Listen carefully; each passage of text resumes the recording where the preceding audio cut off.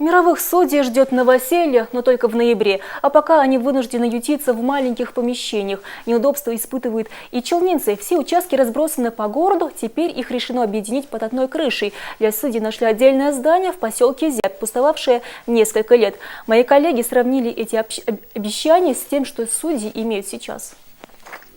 Адвокат Андрей Тимофеев вместе с клиентом ждут решения суда в тесном коридоре. Мужчина по долгу службы бывает у мировых судей часто и каждый раз удивляется, как секретари, судьи, ответчики и истцы и их представители уживаются в этой тесноте. Не разбросаны по городу, это и в 39-м комплексе, в 38-м комплексе, на ГЭСе находится.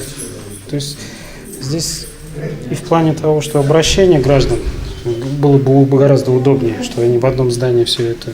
Сегодня в узких коридорах еще относительно пусто. В приемные дни здесь умудряются вместиться до 200 человек. Маленькие кабинеты, они же и зала заседаний, и архив. В канцелярии тоже не протолкнуться. Но сейчас здесь сидят в прямом смысле на чемоданах. У каждого судьи появится отдельный кабинет и зал заседаний. Своим уголком обзаведутся и секретари.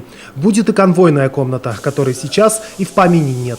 На каждом этаже, значит, находится 5 участков мировых судей.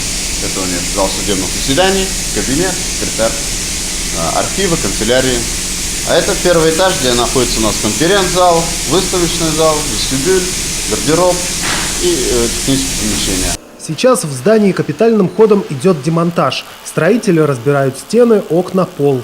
За несколько недель со стройплощадки вывезли около 25 КАМАЗов мусора. По сути, сейчас от бывшей поликлиники осталась одна коробка. Здесь полностью поменяют инженерные коммуникации, крышу, сделают внутреннюю отделку. Масштабный ремонт оценили в 100 миллионов рублей. И сроки поставили на редкость короткие. На все про все у строителей осталось 4 месяца.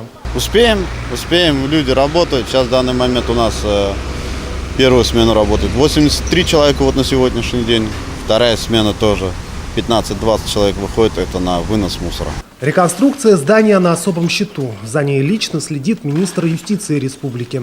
Он пообещал приезжать в Челны каждую неделю и контролировать весь процесс. Кирилл Ерофеев, Наталья Поткина и Дмитрий Рачеев для программы «Новости».